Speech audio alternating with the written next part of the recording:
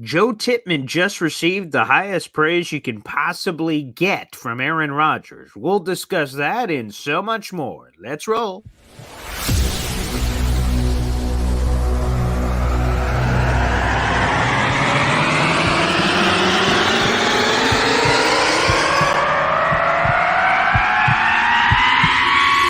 Zoinks! It is unequivocally the Super Bowl for New York Jet fans. Field Yates, baby. Field gosh darn Yates. Let's bring him on the show. Come on, people. Aaron Rodgers is joining the show. What's up, Connor? But Trevor gosh darn Sycamore, baby, for me, personally, my favorite New York Jet of all time. Wow, it's great to be on. What an intro that was right there. Paul, nobody does an intro like you, man. Paul, you give the best intro of literally any podcast that I've ever done. I'm gonna lose my gosh darn bananas.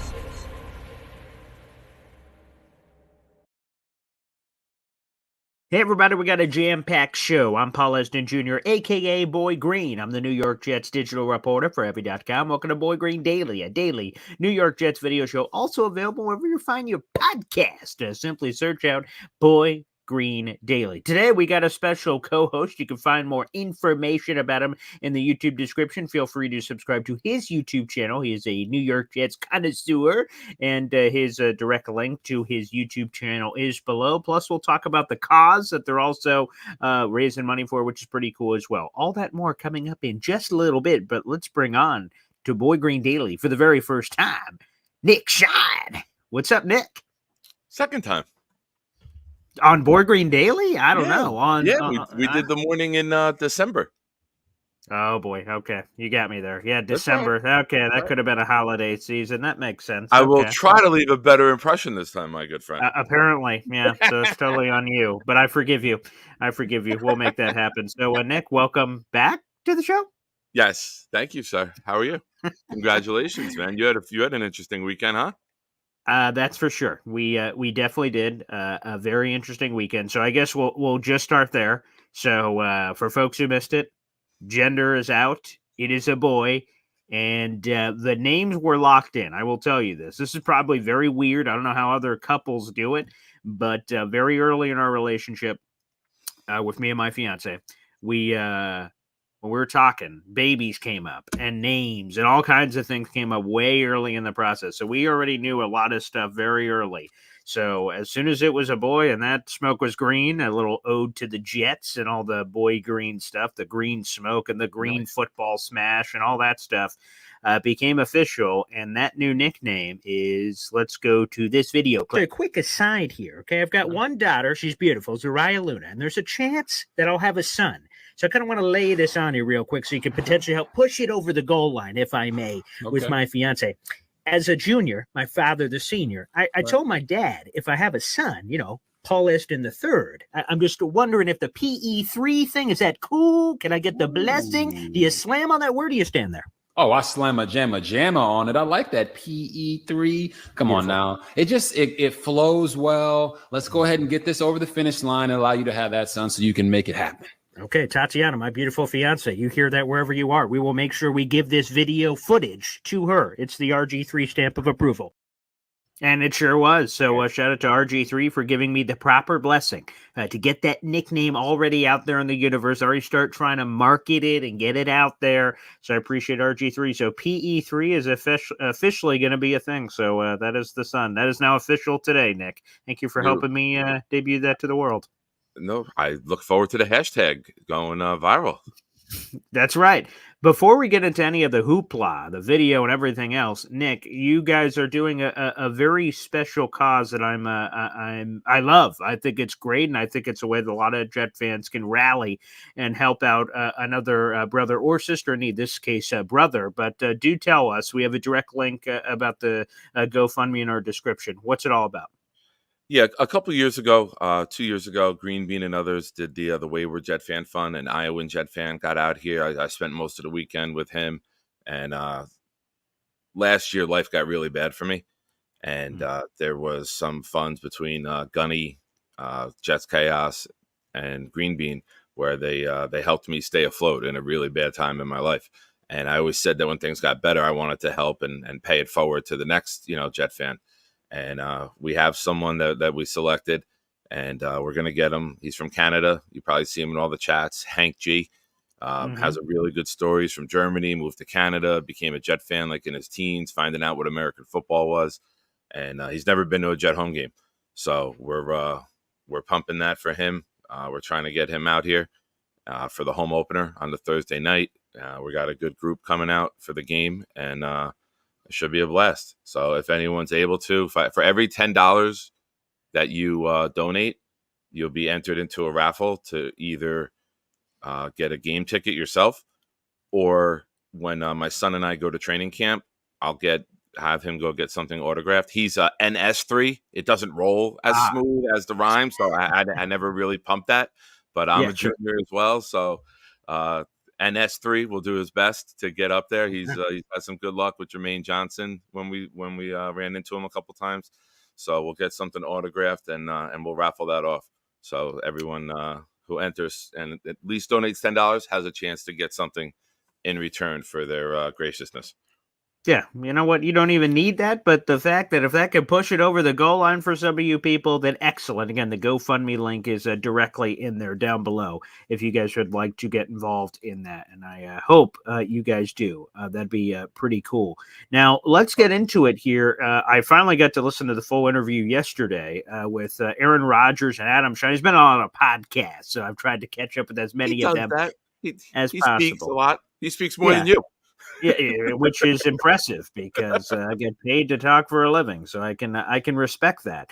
And when I listen to podcasts normally, especially Jets related ones, I have my notebook out just in case something pops or something stands out to me.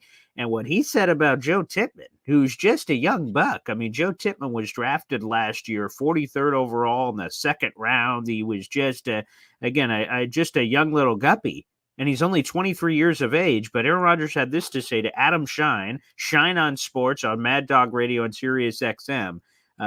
Pretty bold words for a 23-year-old, and especially considering this offensive line. Let's listen in. Allowing Joe Tippmann, our draft pick, who played a decent amount for us at both guard and center, to just focus on center. He's a really smart guy with a great personality, I think, who can kind of galvanize that team, even though he's a young guy, but galvanize the line, get those guys rolling. He's a really intelligent guy.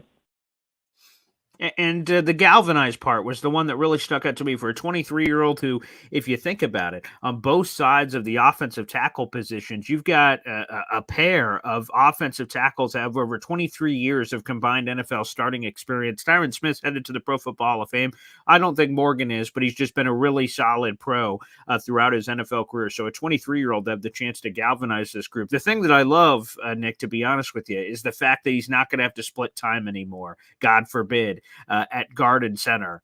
These guys really need to, Olu Fashanu, I feel the same way at left tackle. Just let this man learn at center. He did, all things considered, bouncing between guard and center. He did a pretty solid job. I have the snap counts here. It was 653 snaps at center, 199 at guard last year, and he appeared in 16 of the 17 games during the season. Are you an advocate for guys staying at the same position, and perhaps could that unlock a level we didn't see from Tippmann because he kept having to bounce all over the place? Absolutely. When you look at the offensive line, continuity, chemistry, that all gets built through repetition, cohesion, doing the same reps next to the same guy, seeing the same things, communicating to one another without even speaking. It gets to a point too. And you got to find a home on the offensive line. It helps the run game. It helps everything. It helps the entire offense flow. I'm old enough to remember the last week of July when fans were calling Tippmann a bust because he was third on the depth chart between McGovern and Schweitzer. Remember that manufactured drama that we went through last summer? Oh, here's the tweet. This is I'll throw this up on the screen. This is funny.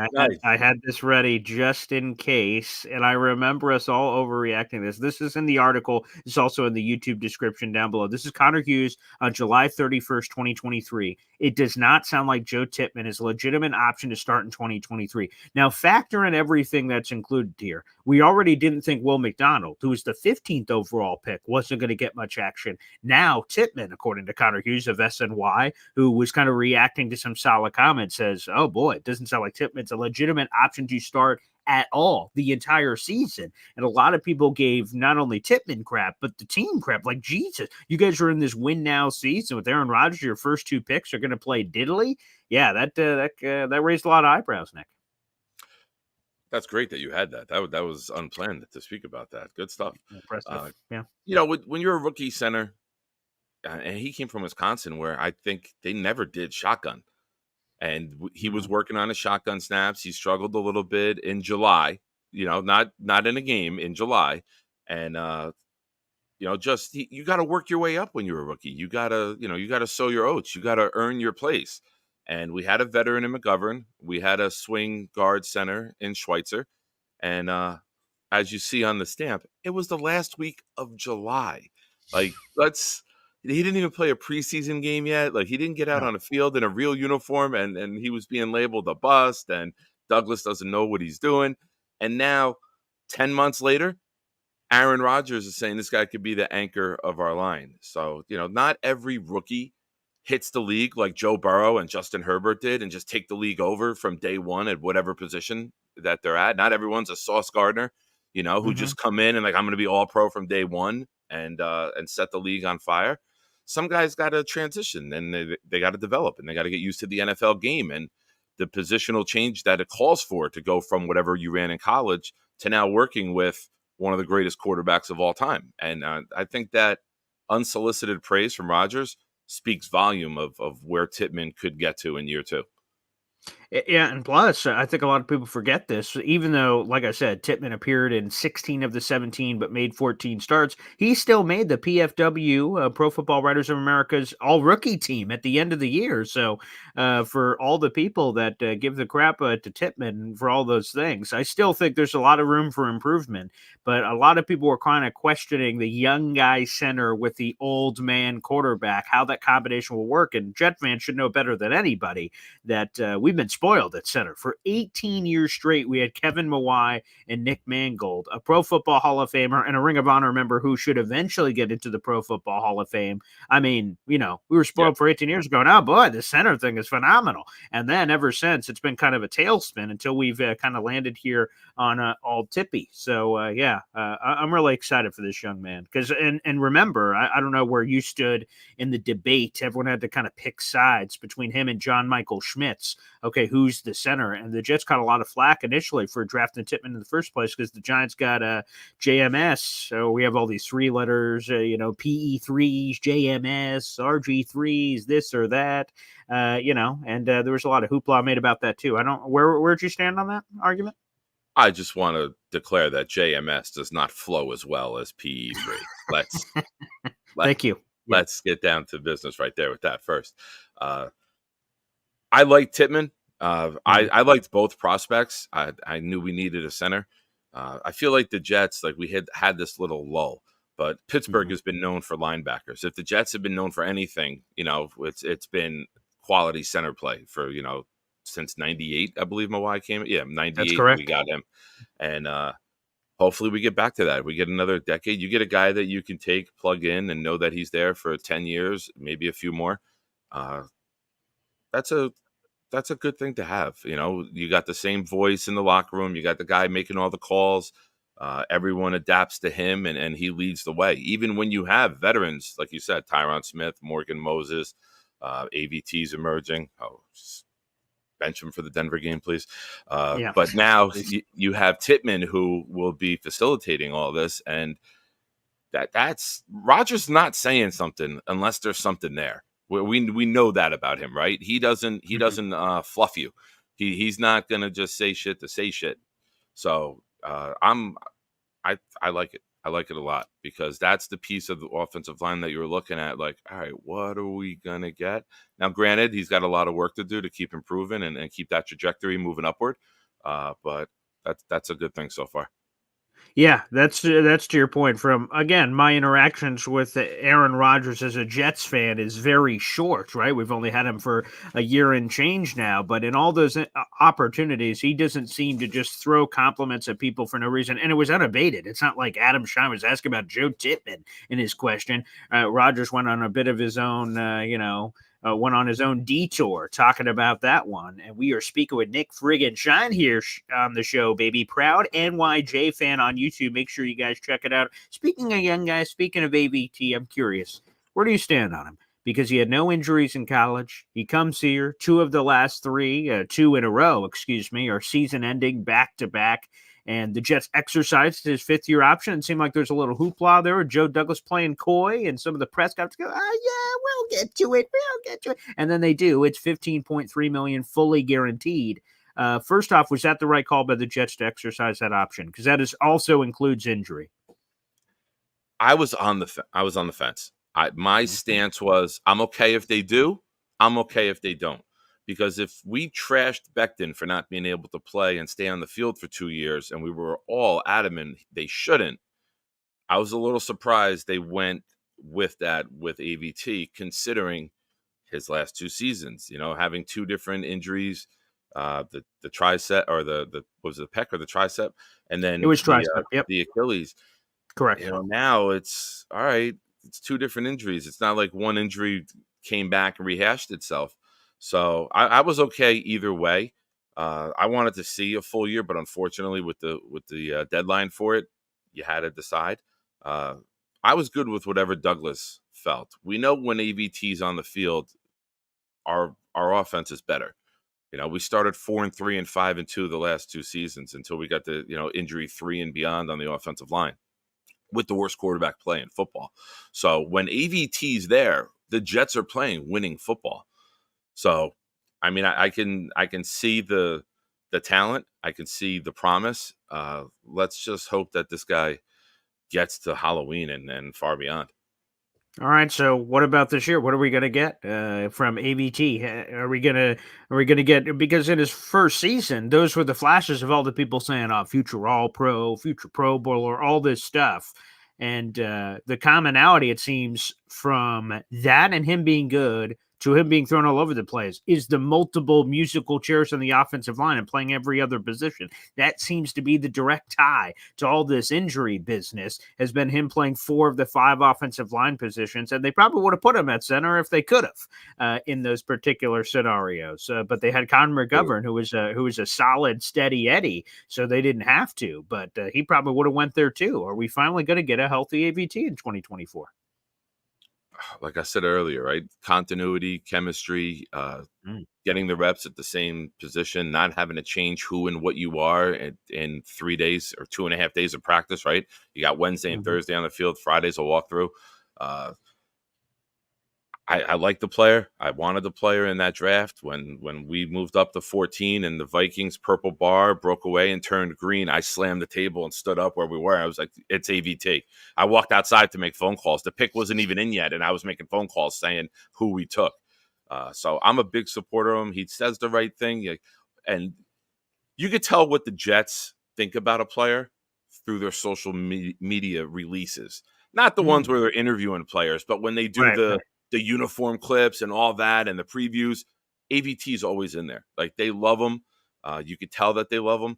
And hopefully they show him that love by keeping him as RG1 for this season and just playing every game there.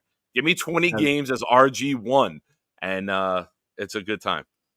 That is funny. I love that. Again, cumulatively across our streaming platforms, we have over 400 people in the room right now. So make sure you guys hop on YouTube, like the video, hit subscribe. Now, I see this comment here from Alan, and I'm very interested to see your take on this. He still believes that we are 1 lineman short in the group. And the one thing I would say is last year, the Jets only kept 9 offensive linemen, and then that ended up coming to bite them in the butt when we're talking about the initial 53 and keeping that roster. So I'm hoping they increase that to 10 from a quantity standpoint, and then we'll get to quality. But do you believe the Jets are a lineman short, that they should sign another legitimate guy before we get to the season? I think they could. I don't think that we're short.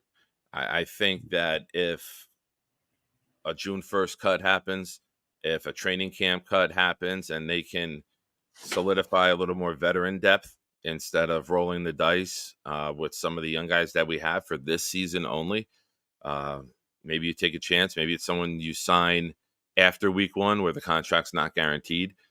But I love the starters. And now I know as Jets fans, we have PTJD, right? We have the post-traumatic Jets disorder. We're afraid of every lineman getting hurt. Every time Aaron Rodgers goes down this year, we're all going to collectively gasp. We know it.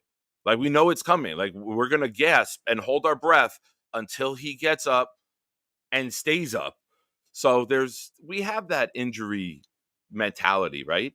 I love the starting five. I think it's very impressive what Joe did with the lack of resources that he had and finding 3 starters in the free agent market before even getting to the draft. Is something hopefully they write GMing books about one day when we hoist the trophy this year. But I'm okay with where we are. I wouldn't be surprised if it's a McGovern on a veteran deal again to come in, just mentor Tippmann instead of starting in front of him now. You have Schweitzer as the backup who can move in there. He was doing okay, but a lot of offensive line work is, yes, your one-on-one matchups, obviously, but it's also when you're doing these different blocking schemes and you're trying to trap and you're pulling it, everyone else has to do their job to make your job easier for you. It's a team. It's literally the team within the team, right? So I'm okay with where we're at with the 5. Hopefully that 5 play every game, but we know someone's going to get dinged up here or there. But I'm not pounding the table for it, but I wouldn't be surprised if Joe does add someone to the room. Yeah, on your comment on the starting 5, I don't know how else to say it, but it's picturesque. I couldn't believe the 5, and I was saying it back then, and this could be one of those Jet takes people make fun of you for, not you, me, that I'm like, boy, I don't know if I'd cut Lake and Tomlinson because, boy, you already have so much to do, and Joe Douglas hadn't been able to do it in 5 years, so taking another starting piece away that while he hadn't been great, at least he's durable. He hasn't missed a snap in like 1,000 years. Like maybe that's the guy. If he's your worst guy on the line, that's not the worst thing in the world. So that was the table I was pounding earlier. So when they cut him, I'm like, boy, all right, you guys better do your crap. And certainly they did. The starting 5 is spectacular. I love the starting 5. This is probably the best starting 5 they could have possibly put together this offseason. And they used every avenue with Olu Fashanu draft. I understand he's like a 6th man at this point, but to be able to use that, to be able to use free agency, to use trade. The Morgan Moses one caught me off guard. I'm going to be honest. I didn't even have that on the bingo card as a possibility, but I love Morgan Moses, both the person and also the player. So that works well. Just to answer Alan's question real quick, I'm at where Nick was at the end of his answer. I want another interior offensive lineman. Now, if they have a little versatility, we talked about Connor Williams, depending on health. He's a guy that's played all over the line in his career, both with the Dolphins. He most recently has served as a center, but with the Cowboys, he played all over the line. He would be a highly intriguing guy. But Connor McGovern is the obvious one that makes a lot of sense. I just want another guy behind Tippmann because, of course, he did get banged up last year, and I don't want Wes Schweitzer at center. I'd like him at guard, don't like him at center. So hopefully there is a guy that they can add one more piece to the puzzle. But to be honest, I feel like I'm nitpicking at a lot of positions when we bring up safety, we bring up wide receiver, we bring up some of these, maybe, you're at the dealership, you're at the end, maybe that seat warmer wouldn't be too bad. Maybe one of these. And that's kind of where we're at this point, which, by the way, is a pretty good first world problem for May 28th, I'd say, as we're rocking our way through this. All right, keep the questions and comments going, and we will also open up the phone lines, and you can yell at Nick to his face if you'd prefer. That is fine as well. EZ saying, is Connor McGovern still available to the Jets? He is. He has not been signed. So Connor McGovern remains available, which means to me the price tag continues to go down as we progress through here. And let me get you on a prediction here, Nick. So Joe Douglas has been pretty consistent with grabbing somebody during this process. Speaking of Morgan Moses, that happened in the May, June, July range of him getting cut in May and him being available. Dalvin Cook was late. Ryan Khalil was convinced off the couch late. I mean, Dwayne Brown was another one. We've seen Quan Alexander. I could keep pulling him out of this magical rabbit hat I have off screen, apparently. But he's been adding these veteran guys. Is there a veteran guy that you believe the Jets will pluck from the tree this offseason? I think the draft pick of Olu made the Bakhtiari ship sail. I don't think you're going to bring him in and put him ahead of Olu on the depth chart at left tackle. I don't think you're going to bring him in for right tackle depth. I think they're okay with Carter Warren filling that role. They talk highly about him. Someone that I kept an eye on is Emmanuel Agba, the defensive end. He's 275. He's bigger. He had 5.5 sacks last year. It's someone who's stout in the run. Now, we know we got our pass rushers, right? But with losing JFM, I would like somebody maybe who's a little more bigger and physical at that DN spot for those days where teams try to run the ball at us, you know? Not that I don't like our defensive end situation, but I just think that bigger body on the outside might help us a little bit.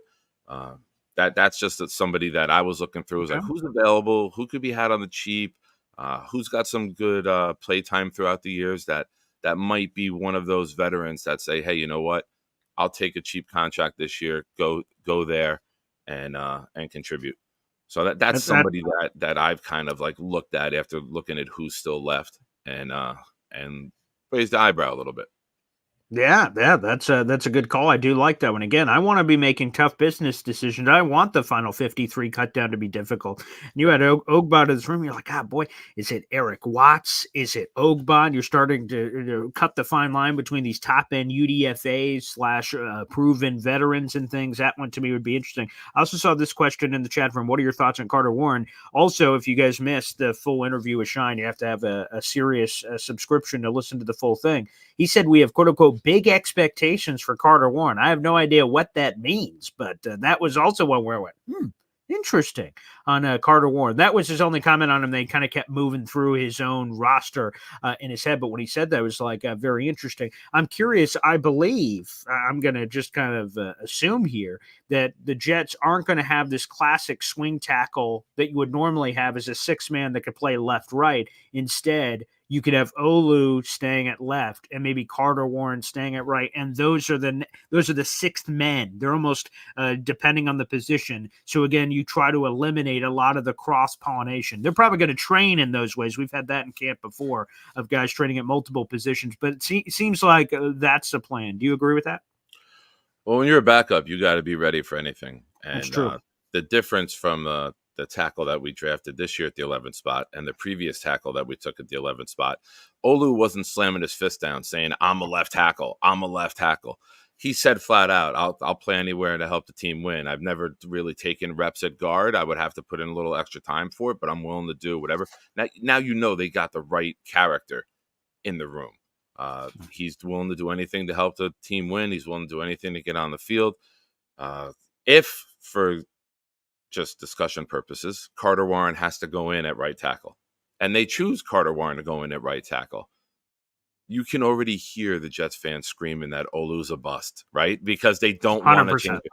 Like the definition of what is it? Psychotic, all right, is doing the same thing again and again. Insanity, yeah. Insanity, yeah. With expecting different. Sorry, I'm on 3 hours of sleep. I was binging Succession till like 3:45 in the morning. I've not jumped on that show yet. Okay, I love it. I took a nap. I didn't even go to sleep. I took a nap, got up and showered, and to hop on. Okay. So my brain's not fully functioning yet. I got to put that one down on the notes. Succession. Okay. Succession on Max. It's fantastic. Okay. It's so good. But I digress. What did we do with other players? We moved AVT around. We took our young, promising offensive lineman and made him change positions. How did that go? To do the same thing with your first-round pick at left tackle, why? Why do the same thing? If you got Carter Warren and you like him and everyone's saying good things about him, if you need a right tackle, he should be your right tackle. You know, you don't take your point guard and move him to center because he's your sixth man. You put in your backup center, right? That's the way it works. So I hope to God that they don't start going back to things that haven't worked out. It's a new day for the Jets. I believe the organization's on the right path. We're going upward. You look at the roster. You want to have a fun game to play? Go compare our positions now to 2020, a couple of years ago. You can't even – most of those guys wouldn't even make the team. You'd have 3 or 4 guys. You'd have Jamal, Quinnen, and Sam. Maybe Robbie Anderson. maybe. Chris Herndon, baby. Chris Herndon. Yeah, the USFL. My boy. But go play that game. Go look at the Yeah. 2020 roster and see how many guys would even make this team. It's pretty crazy. I saw this one as well. So Lee jumps in and says, I heard Corey Davis is coming back. Is it clickbait? Well, his comeback is official in terms of he was released off the retired reserve list. He is a free agent to sign with any team, and he's been swimming around talking to teams, but like nothing has happened with it yet. So, but I'll twist this question or comment from Lee into something to you.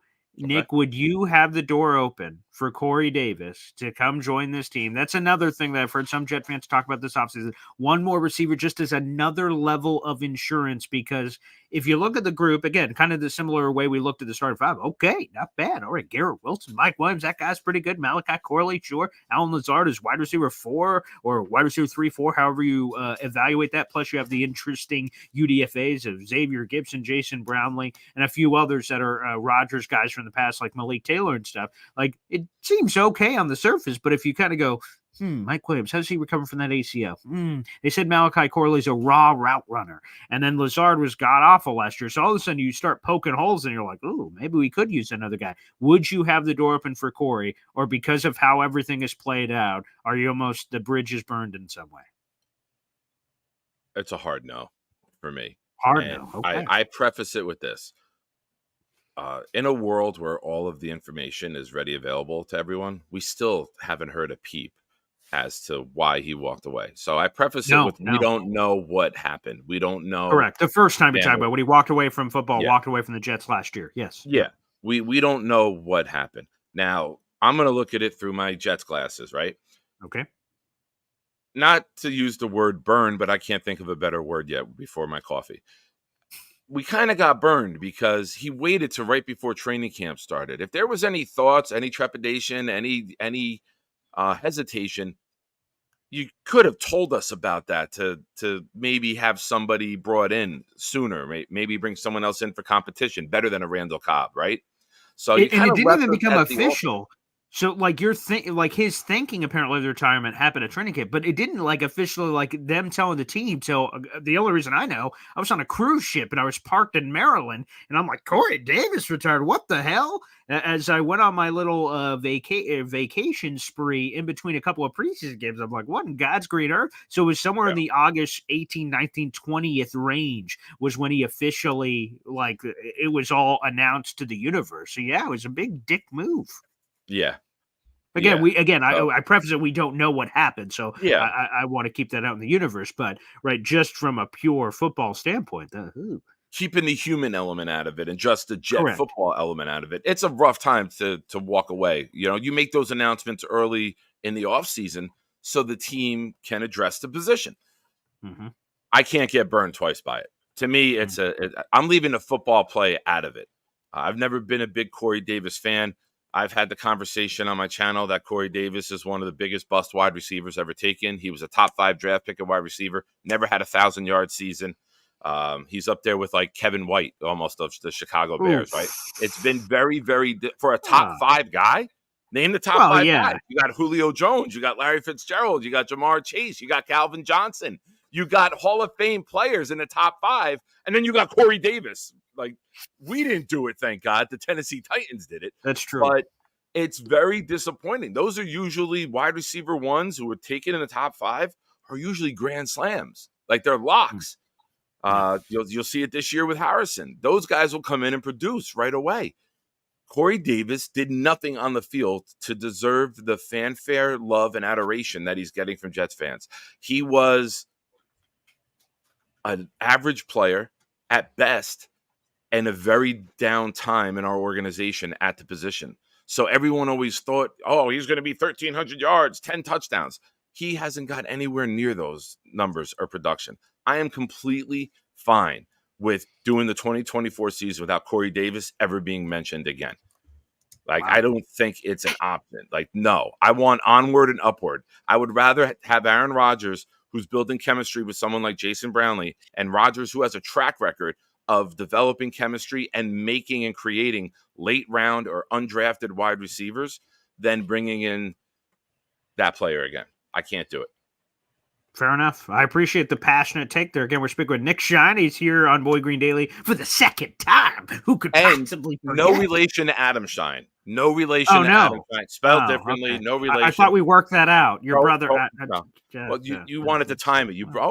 Adam Shine quote. We're going to bring in Nick Shine. I get it. Yeah, that's what my producer said off screen. He was like, "Shine, shine." I'm like, okay, that math makes sense to me. Let's schedule that puppy. Let's bring him on. Nick, do you have time for some callers? Yeah, I'm good, man. Okay. All right, beautiful. All right, we will open up those phone lines. They are now in. If you are watching on any of the other platforms, everybody, you got to hop on over to YouTube. It is now the pinned message to join the show. Just be in a relatively quiet space, and we'll bring out the show if you have any questions to go. We've got 500 people in the room. We appreciate you guys. Make sure you like the video. Hit subscribe down below. Again, we're streaming on Heavy on Jets. Thank you to Heavy for supporting the show. Twitter @BoyGreen25. Now, there's a return happening here in just a second when his camera gets loaded. But before we get to that, I have to ask you, Nick, I was going to bring this up when I was, when I saw you guys before. What's up with the gallon of water? You're a few people. There's a few. I think Jet Central did it too when we were talking. He's in Florida, so that kind of makes sense. The whole gallon of water and whatnot. But what's up with the drinking gallon of water? What's the situation? I usually have the bottle. The bottle's upstairs in the refrigerator. After I showered, I came downstairs. I kept that near the bed at night. I'm diabetic, so I'm always thirsty. So I always have it's almost like the movie Signs. There's water everywhere. I got 3 different bottles of water throughout the house. Whenever it's diabetic life, man. And I just always have a gallon laying around. That is healthy. Okay, so we've got a caller here. He had been missing for days. I actually heard people in the comment section, where is this man? So he's been on the side of milk carton, so let's bring him back. Yeah. Bobby Midnight is back on the show. Bobby. Hey! Hi, Bobby, Nick. Where the hell have you been, pal? People have been wondering about you. I'm sorry I didn't show up yesterday. It's good to see you live. Yeah. I'm sorry I was tired yesterday morning. Oh, okay. Paul, congratulations on the news. Thank you. Having a baby boy. That's correct. You're not happy about that? Again, I was happy. Again, the first time as an immature, whatever year old I was, the first go around, and I didn't know how many go rounds we were going to have. We wanted 2 go rounds, but hey, sometimes the gods have other plans. I wanted a son bad. I was pounding the table. Every time I went to the doctor, I was like, hey, doctor, can you tell? He's like, no. And then I tried to slip him money. Can you tell? He's like, still no. And we don't take bribes here at a doctor's office. I went, of course. Right. Mm-hmm. And I kept trying, but they said no go. And then eventually, when I found out, I was kind of like shocked. That's how you. Yeah, I was surprised because I thought it was a girl. This entire thing, I don't know why. I don't know what reason. Girl too, but I never saw your girlfriend with her tummy. Usually, you can tell by the tummy. Tell? Oh, well, sometimes people could tell by how they carry the baby. Oh, righty. I got to keep that in mind if I ever knock her up again. Okay, appreciate it. I thought you said it's the end of it. You said it is the end of it, but I guess accidents happen. Yeah, I don't know if I should tell this third child that. But, hi, Nick. Whoops. Yeah. Good morning, Bobby. How are you, buddy? Good. So, what's this session about? What's so interesting in the show? Why you watch it so much? Succession. Why are you so obsessed with it? I just enjoy the family dynamic. Not to get too far off track. It's like a billionaire. They own it's almost like a Rupert Murdoch type family. Like the guy owns marketing and television news networks, and there's a family dynamic that's incredible. Macaulay Culkin's brother plays in it, and he the comments that he makes and his contributions to the show with his wisecracks, I completely relate to. You've seen the show, Boy Green. I'll make some good one-liners, and I love that character. He's great. So, is there any wide receivers that you guys could pick up in free agency? Nick seems to be a really big fan of Corey Davis. I've heard. So that could be an option. Kim, is there anyone else out there you like, Nick? I like what we got. I think Brownlee is being slept on. I think Brownlee was someone last year when they broke OTAs. Rodgers spoke highly of. He made a mention of Brownlee, Gibson, and even Irv Charles. I think he mentioned all 3 of those guys as guys who could step up. And don't sleep on that. The same way that people were talking about Chuck Clark. Chuck Clark was getting raved about last year in the OTAs with his leadership, his knowledge, what he was doing for the the young players. There's some players that are going to make a big difference this year and have those chances. When you're doing this thing, I think I've Googled it. It's called touchdown drives. We're going to have some of those. Yeah, you got to search. Some of the other teams talk about it. Not really Jets historians, but other fan networks. I'd love to explore it. It's score end touchdown. zone. Interesting. Okay, hieroglyphics. Yeah. There's another phrase that'll be new to Jets fans this year: third down conversions. Those are things that extend drives and allow you to maybe eventually get the touchdown scoring drive. So there'll be more play opportunities. There'll be more reps for these players. And they'll spread the ball around. It's going to be long drives or rotate guys in and out. Guys will have opportunities that they didn't get last year, not because of play or their ability, but the drives were cut short. Wow, so you could get multiple first downs on the same drive. I thought you were only gifted one, of those, and then you're supposed to punt it back to share. Oh, okay. Yeah. Okay. Before I leave, can I say something? Sure, Bobby. Yeah. I want to. It's your world, Bobby. We just live in it. I want to let Alan know that I'm happy he made it safely to where he was. He was stuck at an airport yesterday, so he made it safe. Oh, the poor people in that airport. Hey, Bobby. Actually, do you want to know someone else who made it safe? Who? The Boston Celtics made it safely into the NBA Finals. Congratulations! I forgot. Yeah, a little sweep ski. By the way, just all the people that are talking about Jaylen Brown punching, McConnell in the face. Who doesn't want to punch that guy in the face? Oh, I do. Yeah. And then number two, good old Peyton Pritchard got roundhouse kicked in the face. Where the hell was that foul? Okay, you know what I'm talking about. So, with all due respect, shut the hell up, people. I'm going to send them a big broom in the mail for their present. Please do.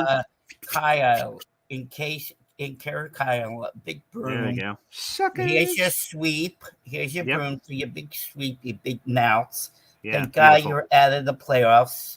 And you're welcome, Knicks fans. You're welcome. We took care of business. You're welcome. I think the Celtics are going to win the championship. I hope so, baby. Banner 18. It's been a long damn time. We'll talk to you soon, guys. Thanks, to you Bobby. later, Nick. Right? Later, Bobby.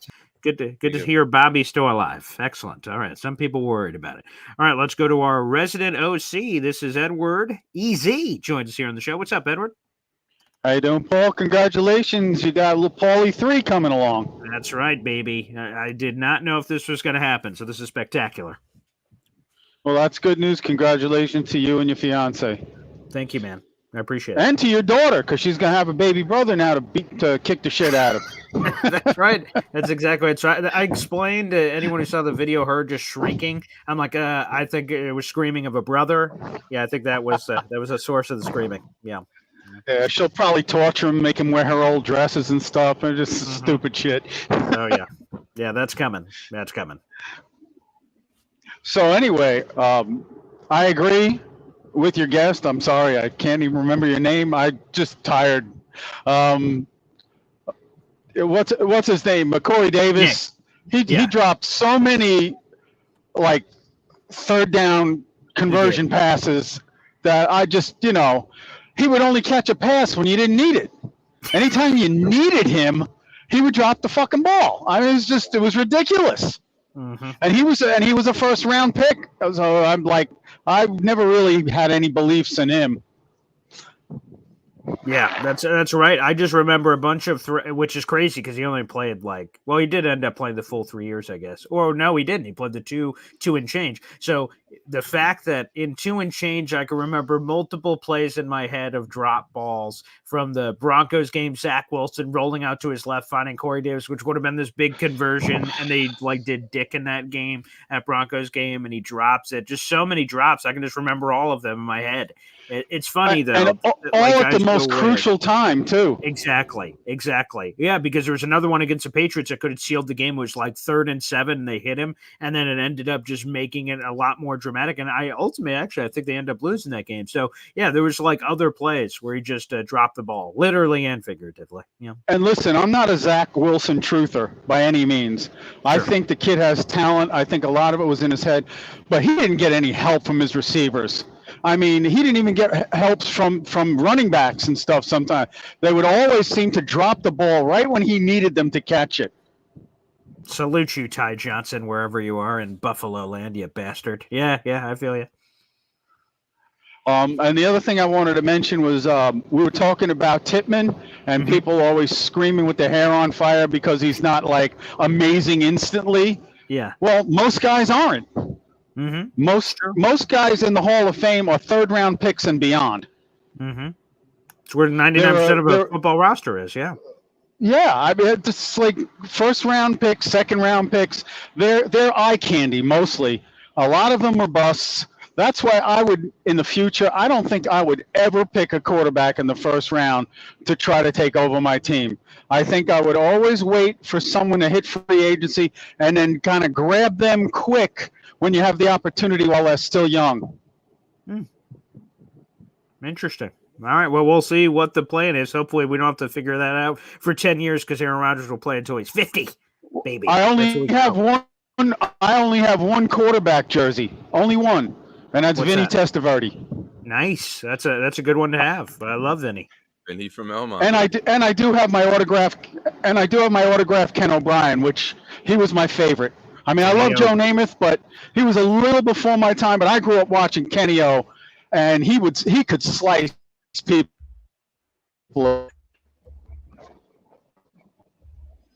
I think we lost EC. But thanks, EZ. Thanks for joining us, pal. And I agree. Kenny O, that's a good jersey to have. Vinny, that's another good jersey to have.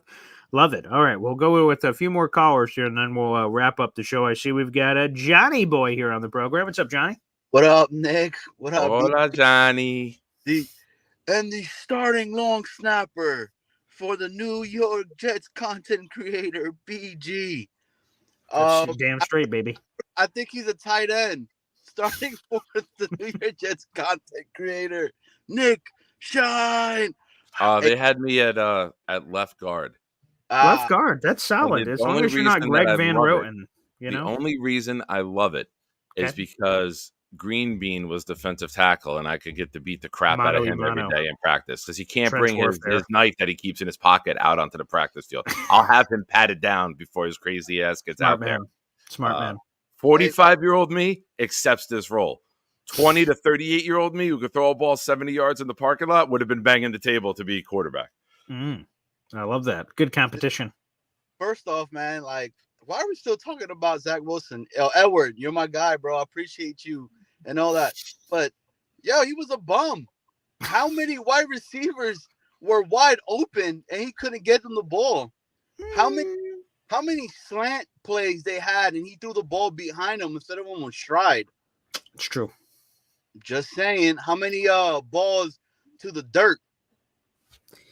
Well, I think here's a good thing that we're going to see, Johnny.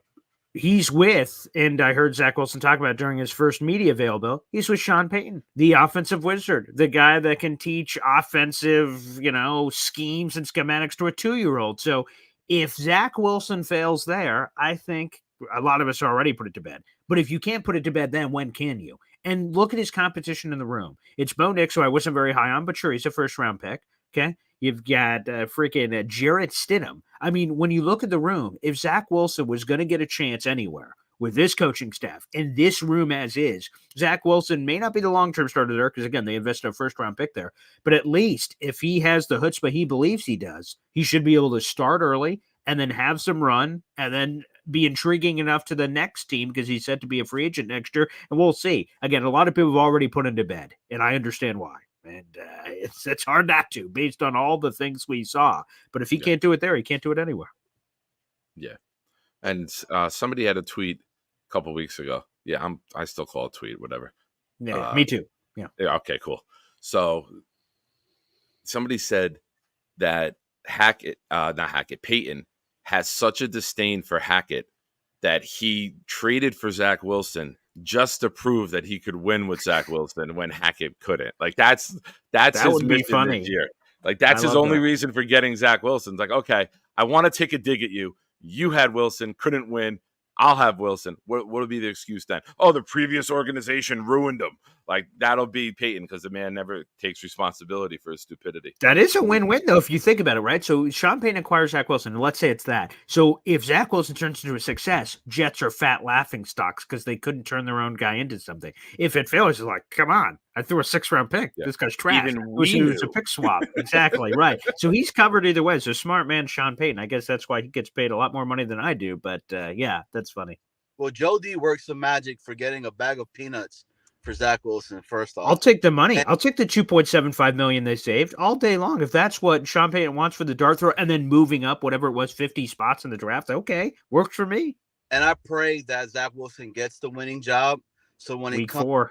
When he plays us, right, the freaking defense unleashed wrath of revenge on this guy for all the crap that he put our defense through, man. Now, I did want to talk about the whole Joe Tippmann stuff, right? Sure, yeah. I agreed a lot in the sense of I'm glad that we got Joe Tippmann over JFM just off the simple fact that his mentor was Fabini or Fabian. Correct. Yeah. It's Fabini. You're right. Yeah. So to me, when I hear that, right, it's like, damn, we got the most pro-ready center in there. I mean, this dude is doing strides. And Nick, you're right. You can't always have a Joe Burrow, one of these damn players that they put him on the field, a CJ Stroud, and they just become this electrifying freaking thing, man, because it doesn't happen. I mean, rookies, they don't get the speed of the NFL. It's completely different than what they have in college. You know what I mean? So, like, and the other thing is there's reasonings why Aaron picks and chooses his words. Just like when he stated about the whole Kuhn stuff. Again, he didn't have to bring Joe Tippmann up, and he brought him up out of nowhere. So to me, like, dude, I cannot wait. I cannot wait for the home opener, man. Nick's gonna be there. BG, bro, if you can, dog. You know what I mean? Hank G, we already donated. We want my homie to come through. Bro, it's a lot of us, man. Bonesy, VR, Snowball, the big fella. I think Bobby even the starting left guard for the Jets content creators. Wow. Nick's gonna be there. I mean, we need the long snapper, bro. I'm actually calling the Jets today about a ticket package for today. Okay, there you go. I'm trying to see if we have so many people who want to come. I'm trying to see if we can get a group rate where everyone's not paying all the resale values. I'll call that'd be great. So all your peer pressure is working, guys. So let's see. Hey, BG, and my pops is coming too. Oh, dope. My dad was like, "Hey, is your boy's pops gonna come too?" I was like, "I don't know. I'm gonna ask him." Yeah, Pop, we'll see. You're out there, man. Calling you out too, bro. Come out, man. You and your son. That'd be awesome. Me and my pops. I mean, I'm bringing my oldest. You know what I mean? Yeah. So she's super excited to meet Nick, and we're gonna meet Jake and the whole whatever. But dude, I've drank too much coffee this morning. I'm only on my 3rd espresso. Dude, I'm jealous. My Instacart order did not get here last night with the holiday, and I had 1 K-cup left, and I'm like, oh, I gotta wait. I could go on energy because Boy Green's gonna bring the energy and the chutzpah, so I'm all jacked up here. But later on, man, I'm like, when do I use this 1 K-cup? Like before 11 o'clock when the delivery's supposed to get here. Like I'm stressing about it. But yeah, man. But hey, I appreciate you guys, man. One of the top dogs in the content creating nation out there, man. Appreciate you guys. Can you guys believe Liv Morgan kissed Dominic Mysterio last night? Oh, I missed that. Yeah, I don't get to watch it live anymore. I always have to watch it after. I saw the Instagram thing, and she did something with her lip that, like, after she did it was just, it was some Pornhub-esque material she dropped. Oh my! Oh, she boy. did. I'm not even gonna try to do it because I don't want to get in clipped. But she did like a tug on her lip type of thing with her finger. How did she it do was some sexy stuff. What you doing, wow. Nick? Come on, Nick. Nick. I'm good. I'm good. Smart man. All right, guys. I appreciate Thanks, Johnny. David D's already got the flag waiting to go if I do it. All right, let me try to go in order here. We have a lot of callers still here. Right. I'm good as long as you are, man. Okay, all right, beautiful. All right, let's go to. I don't know how to pronounce this one, so you might have to help me with it. Tio, Tio. Okay, Sunday shenanigans happening here. Whoa. What in the Tuesday morning shenanigans is going on here? What in the Hawaiian vacation outfit is going on there? Look at that! Look at that combo platter. What is it? Hawaiian Tuesdays at the office? What do you got going on, bro? Yeah, it's a little bit like a downtime at the workplace, so we can dress a little bit, a little vacation-y. We just came off the Memorial Day vacation. Hopefully you guys had a great Memorial Day vacation. I know Nick and I on Sunday night were slogging through that show, but did you talk about Hank G and everything in regards to getting him out to the game and supporting that is going to be great, getting him to his first game. He's a Canadian gentleman that gave us a great story and heartwarming story. So it's going to be an awesome time. And I want to know what Johnny is on. What I need some of that. I haven't even gotten into my first cup of coffee yet, guys, and Johnny is just like zooming through this. Boy Green, can you pull up boycott activities comment? It's one of the latest ones. I think it's screen worthy. Is it Jamba Juice? Yeah, you look like the president of Jamba Juice. There it is. That is funny. And nice. By the way, that's really good. Yeah. And by the way, exactly what Tia was talking about, what we're talking about earlier. I know people kind of come in and out. We're up to 600 plus people in the room right now. That again, the direct link to the GoFundMe is down below. You guys can also watch the story from Hank himself if you guys want to check that out. Again, Proud NYJ Fan on YouTube. There's a direct link to that YouTube channel as well down in the description below, so you guys can learn more about it. Again, sending a Jet fan to their first MetLife experience. Pretty cool stuff you guys are doing. Yeah, and we're all going to be out there, and the game, as Johnny had mentioned, for the home opener. I mean, like, who doesn't want to see the Jets smash the Patriots? Mm-hmm. And in prime time, there's been so many historic games in prime time that the Jets kind of like crashed and burned, so to speak. So it's going to really be nice to be on the other end of the spectrum, seeing our team actually smash a team into smithereens on Thursday Night Football. So like, let's go. I'm psyched for it. I'm hyped for it. I'm hyped to see all my brothers out there, my brothers and sisters in arms as Jet fans in unison, cheering together, laughing, smiling. I mean, when do you go to a game and you leave in the stadium and everybody is just with this look on their face and dejected and everything. I want to see us smiling and happy and dancing in the aisles and screaming words of joy and praise for our team. So that's what I'm coming with this morning, and I can't wait until that game. What do you guys think about that? Well, I'm going to have some colorful words for the Patriots fans. Not as colorful as your shirt, of course, but I will have some words for those people. I'm not a fan. Yeah, I think I talked about it on a prior show. It's great to have the overall streak over because someone was just tweeting out the longest losing streaks to single teams in recent NFL history, like active history, and the Jets are no longer on that 15 list, which is great because it was Raiders-Chiefs, and the Raiders beat the Chiefs on Christmas, and then it was Jets-Patriots until the final week of the season. So I was glad to have that one off. But because of how much the Patriots been kicking our ass, there's another streak. It's the Patriots beating the Jets in MetLife, and I believe the number is 8 in a row. So we have some receipts to cash for that Thursday Night Football game, and I hope the Jets run up the score. Aaron Rodgers, the way he's been talking about it, anytime he's going through the schedule, he's just said, and we'll have that division rival on a short week. Like, he just sounds focused. He just sounds like, ooh, we got that rival on a short week. Like, every time he says it, I just get fired up because I'm like, okay, that's a proper amount of TLC that game's going to require. So, yeah, and plus for a primetime game, to have a ritual animal slaughtering of the New England Patriots, what better way to kick off the home schedule, quite frankly. So I'm fired up for it. Give me a nice 38-6 thrashing where the fourth quarter is just like Tyrod Taylor handing it off to Izzy for like the last 10 minutes. 100%. People would say, the primetime game, it won't be competitive. I'm like, I hope it's not. I hope it's not competitive. No, I do not want that game to be competitive because then we'll be a laughing stock with a rookie coach and a rookie quarterback. No, thump them, beat the shit out of them, embarrass them, and they can take their car that they parked to walk to the back with their stupid accent and go. I know I can't do any of it. I stayed quiet before when you were talking Boston Celtics because I hate the entire region. Everything but Bobby, I hate up in that region.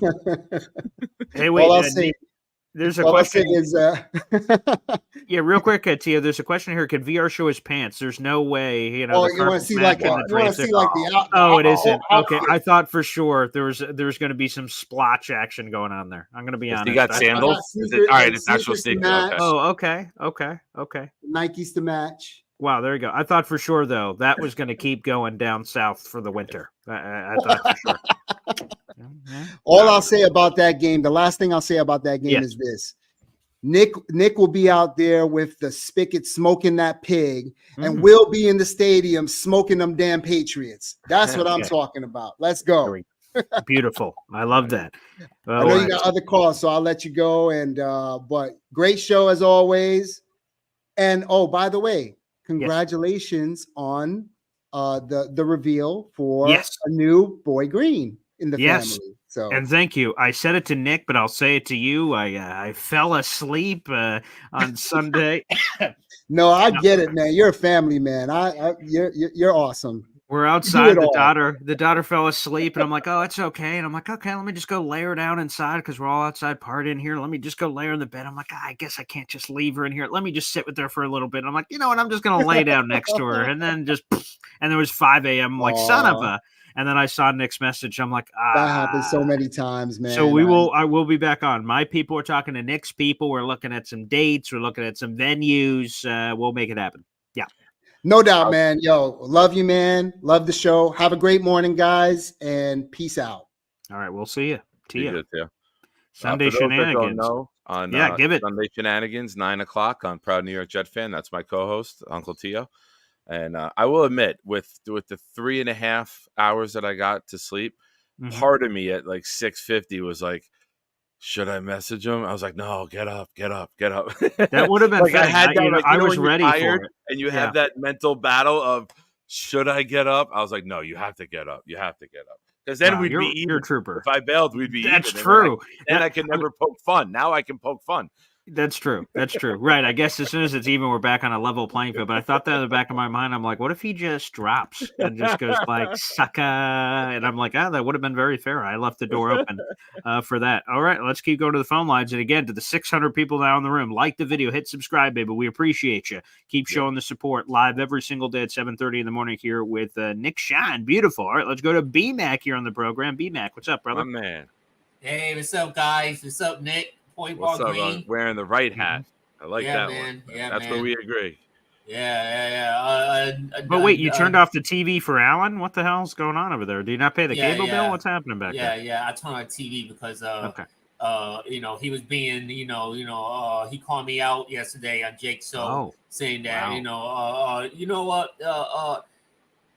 he made Bobby he said Bobby to turn on me. So like because I was a bad person or I'm an asshole. Like really? Like, oh boy, who would possibly say that? Wow. Turn on me? Really? No way. You know what I mean? Me and Bobby are like this. So Massachusetts boy. He's a Vermont old boy. So we like. You're from Massachusetts and you're still a Yankee fan? Is that allowed? No. I live in Massachusetts. So. Oh, you live in Massachusetts. I see. Also, Tia wanted to throw this in there. He said, guys, my hat was Yankees. Now, it's probably hard to see behind all the floral designs, but apparently there was a Yankee logo in there somewhere. But if you tiptoe through the back of the garden, you would have saw it. It was in the back of the garden. It was hidden. It's one of those things like when you're looking for Waldo. Don't look directly at it, and you'll see it. You got to go back. Yeah, it's like a Rorschach test. What do you see there? Is there a Yankees logo there? So different strokes. But yeah, B-Mac, what's on your mind? Yeah, congratulations on you, Celtics. Thank you, sir. Y'all barely got by, but how dare you? A sweep. Okay. Well, let's go through every series. 4-1, 4-1, 4-0. Come on, what are we talking about here? Let's. A sweep is a sweep, but damn straight it is. If you're a Celtics fan, I would be a little bit concerned. Oh, God. Give me a break. You see any concern in this space? You see any concern? Zoom in on this. No, zero concern. I do think y'all will beat the Dallas Mavericks. Though. I do think y'all beat the Mavericks. I do think y'all win it 6. Okay. Works for me. I don't give a flying hoot. 7, 4, 5, 6, whatever number you want to spit out. Works for me. Advance and move on, right? Yeah. Hey, damn But straight. there's one thing I do want to a question for y'all. Sure. Well, first of all, how jet it will be that if y'all beat San Francisco, but y'all lose to the Tennessee Titans and the Patriots back to back. Why are you putting that in the universe? Why are you bringing losses? You had such a good call. You're bringing up what if we lose? Ruined it. Well, I'm just saying, just due by the Jets' history, it would be so Jets. You know what I mean? But how dare you? I don't even know how to. I don't even want to warrant that with a response. I like B-Mac, so I can't even go back and roast him because I like him. But no, this hurts the heart. It does. If I try to look at an unbiased feedback, like the Tennessee team with Will Levis against our Jets defense, I just feel like that's going to be a slaughter. I respect Bill Callahan, who's one of the best offensive line coaches in the world, but an offensive line coach can only do so much.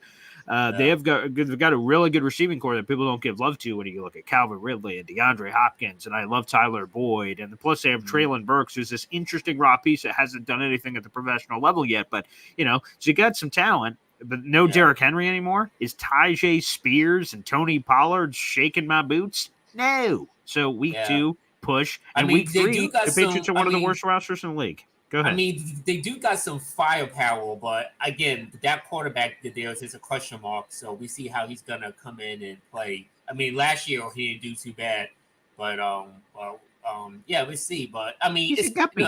He hasn't seen the world yet. We're gonna show him. We're gonna give him a free tour. I mean, it's like this league is crazy. We've seen crazy wins and crazy losses, and you never know. Like trust me. I guess so. But I've been watching football, and it's like a weird. Is BMAC turning heel? That's what Card Cave Central is asking. The next I'm feeling a little bit of that. The next one by Card Cave is really good. Wait. Let's see. Just revealed to be member third member of the NWO. Yeah, it is a little half flip. I'm still the good guy here. I don't know, man. I'm leaning. Anywho, right, once we can forgive, twice is a trend. That's where we gotta we gotta keep an eye out for that second nuke to drop. What do y'all think about getting Jordy Nelson as y'all wide receiver coach? You know what I mean? Wide receiver coach. Oh, thank God. Call Jordy Nelson up, and maybe Paul Boyd Green, you can contact Joe Douglas, tell him to get in contact with Jordy, and he can come and be your wide receiver coach. I think that would be a great thing. I mean, I like Sean Jefferson, to be honest. I think he's a widely respected coach who just hired this offseason. He's great. His son's in the league, Van. I think he's over in Pittsburgh. Like, Sean's just been a really good pro for a long time. Hell, this is his second stint as the Jets wide receiver coach. If they want to bring in Jordy Nelson as some friend of Aaron Rodgers, I'm all for making the Aaron Rodgers experience more comfortable. An assistant wide receivers coach or something, what Leon was for a little bit as an assistant special teams coach, sure. Bring Jordy Nelson's 38-year-old ass into the building. But as a straight-up wide receiver coach, I'm cool with Sean Jefferson. I like him as well. You got to remember, too, Jordy Nelson got paid.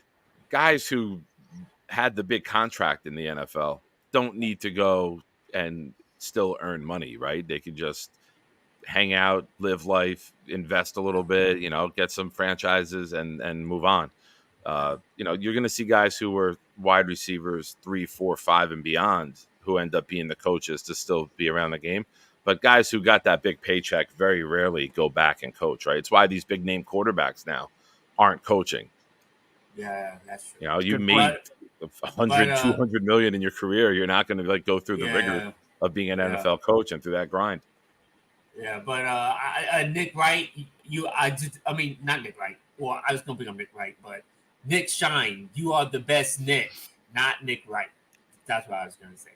So, Nick Wright is Nick wrong. Okay. I can appreciate that. Yeah. Nick wrong because he's usually wrong about a lot of things about Rodgers and the Jets. And it seems like when Nick Wright talks about Rodgers, it has to do with something personal off the field, not on the field. It seems like when every time he talks about him, like, dude, like, we get it. Like, you don't like him because of his political beliefs. Like, you don't have to keep, showing why you're saying these things, because the stuff that he's saying is not valid. It's just like, it's the Jets. The Jets are gonna Jets, and like he's going by past history. So, to be honest, those people in the world, like Nick writes, have all the fodder in the world until the Jets shut them up. This is a results-oriented business. And the Jets, as much as a lot of us that are here on the show and enjoy the show, again, there's 600 people here on a Tuesday morning talking New York Jets on May 28th. We're sickos. But the fact of the matter is, until they deliver and they're 6-0 or 7-0 or whatever made-up record, or they're in the playoffs, or they're making things happen, until then, people are going to keep chirping because they're a New York team and they're all the HBO Hard Knocks last year and Rodgers, and all of a sudden, as much as some of us may hate it or not like all that hoopla, the Jets are going to have to shut them up themselves with results on the field. Plain and simple.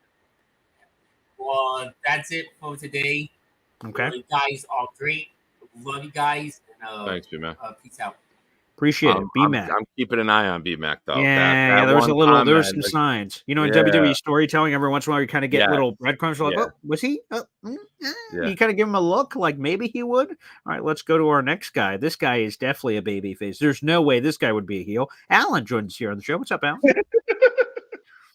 First of all, any BMAC call without his TV on automatically dropped. Okay, get rid of it.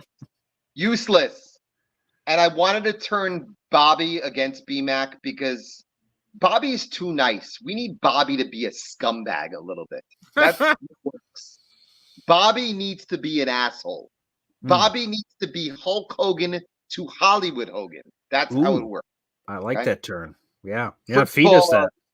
Morning, boys. Yes, good morning. Boy Green, I loved the gender reveal. I loved your daughter's reaction. That was the best. Congrats on your Celtics. Go Mavericks, first of all. I got to root for my new hometown team, first of all. Oh, that makes sense, right? You got people to impress down there. You got to make a good first impression. Makes sense. I'm dying to see the Kyrie versus Drew Holiday matchup. That's going to be unbelievable. Oh my God. I've been thinking about that for a while. A couple of comments on Nick's takes. I agree with the Corey Davis take. Mm-hmm. We already have one stone-handed receiver. I don't need another one. I can't watch him. Yeah. I know people talked about the mental health of why he left the team last year. Oh, I didn't hear that. Okay. To me, the reason why he left is the Jets told him they were going to cut his salary, and he said no. And that was pretty much it. I believe that is a major reason why he left. I don't need another bum. I'm happy with Jason Brownlee. I hope he has great production going forward. And on your take on the offensive line, I still believe we're an offensive lineman short. Hopefully they can get somebody as an interior offensive lineman. Maybe Brady Latham, the kid they brought him as a UDFA, could stick. But I still believe they are an interior offensive lineman short, Nick. I appreciate your takes, but that one I don't. No, I said we could possibly bring in an interior offensive lineman like a Connor McGovern, a backup center, but I don't think we're adding to the tackle room at this point. I don't think we're adding to the tackle room. I think we're adding somebody inside. Yeah. Yeah, I said I could see us bringing in Connor McGovern as a backup center. So yeah. Well, I appreciate everything. What else you want from me? How many spots we got?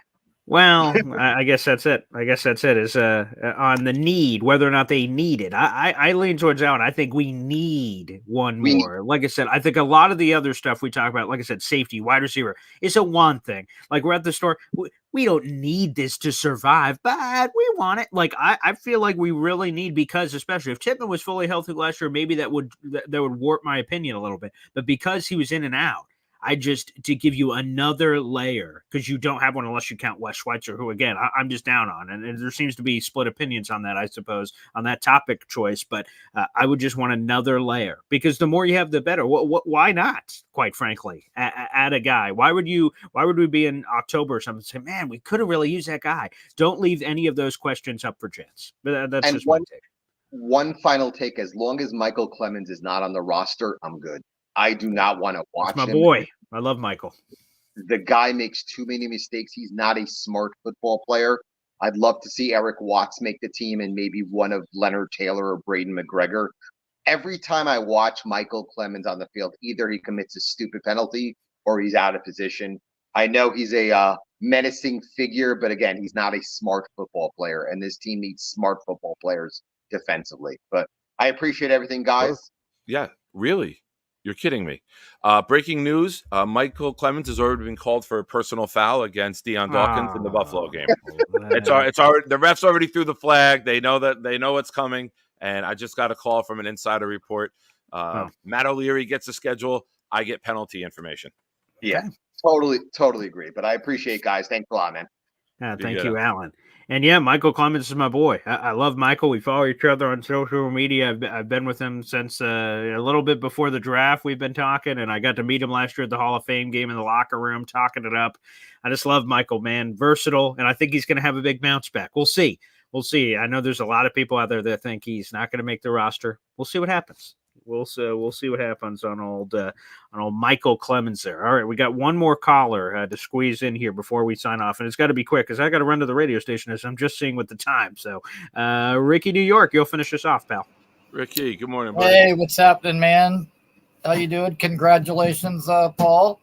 Thanks, pal. And let me just say, 57 years ago today, I came into this world. Wow! And Happy birthday, pal! Thank you very much. And I'm here with a vengeance. Perfect time to bring me on to follow up Alan. Oh yeah. He wants some smart football players, but he doesn't want Corey Davis. Maybe Corey Davis. The problem with the drops was the fact that we didn't have anybody throwing him catchable balls. All you have to do is go back and look at that Browns game where he baited Denzel Ward like he was going for the sideline and then went deep, and Ward bit on it just like he did the week before against Carolina. Because that changed Corey the game. Davis studies the tape. And you know what? I think Corey Davis would be fine with a better quarterback. As far as, dude, I would love to have Connor McGovern back. However, I've heard people talking about he's not healthy enough to pass the physical right now. And I was talking to somebody the other day. They said Connor's down 50 pounds right now. And Connor Williams. Yeah. I saw there was confusion on that the other day when we had the Connor show. Maybe you heard something differently, so you could have also heard something similar. But we were talking about the Connors. I think it was on yesterday's show. We had a Dolphins YouTuber come in because we brought up Connor Williams because I was in a Bleach Report article as a possible target for the Jets. And Connor Williams, the former Dolphins interior offensive lineman, plus he was over in Dallas. Apparently he did. He tore his ACL last December, and he's been struggling with the rehab. And the Dolphins insider said he's been struggling with it and weight loss and all this other stuff. I believe Connor McGovern also is recovering from an injury, but I'm not aware of his status. This was a couple days prior to that, I believe. And so, I mean, I don't know how much validity there is to it. But yeah, I would like to have him back. And he was a nice piece, a solid piece for us. And all in all, I think we're headed in the right direction. And you know what? If JD has showed us anything this year, it's if we have a need, he's going to fill it. So perfectly good. One last thing to address Nick's take about Sean Payton is thinking that beating us with Zach Wilson or whatever. You know what? Or we beat the Broncos with Zach Wilson. So what is Sean Payton talking about? That's a good point. No, that's not Sean Payton. That was a take from a Jet fan saying that that's how much only you to do things. So trading for Zach Wilson to beat Hackett with him to say I can win with this quarterback. Right, to shove it in his face. That's basically. not a quote. Right. That was somebody's projection of opinion. It. Right. Yeah, their take on it. Recent history would say that Sean Payton hasn't done too well with quarterbacks named Wilson. So I'm not worried about it. Okay. We've beat their punk ass twice in the last 2 years. And this year it's going to be 3 for 3. Screw Sean Payton. Not worried about it. Not worried about anybody. 13-4. Going the distance this year. Go Jets. You guys have a great day. Happy beautiful birthday, Ricky. buddy. Many Happy more, birthday. God bless. Yeah. All right. Well, that was a wild show. Phenomenal, Nick. Great. I love that people called in. Just say, I'm going to have to address that Nick point immediately when they call in. That's good. You're driving it, baby. You're driving this train. We Lightning appreciate rod you. here, baby. Yeah, that's it. We got to have you on more often. Apparently, third time's a charm. Fourth, now fifth, that's sixth, a take. That's a ninth. take that I like.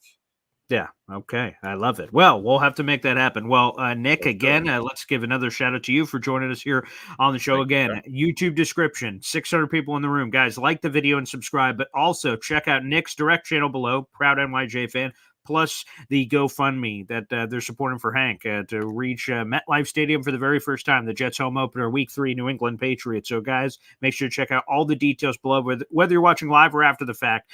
Make sure you guys check it out. That is youtube.com/boygreen25 in the live section if you guys are listening everywhere else. Nick, thanks for joining us, pal. Thanks for having me, buddy. All right, Take we care, will everyone. see Have you a good guys day. later. We got some Woody stuff coming up at 3 o'clock, and we'll catch you guys then. Peace out. Take care.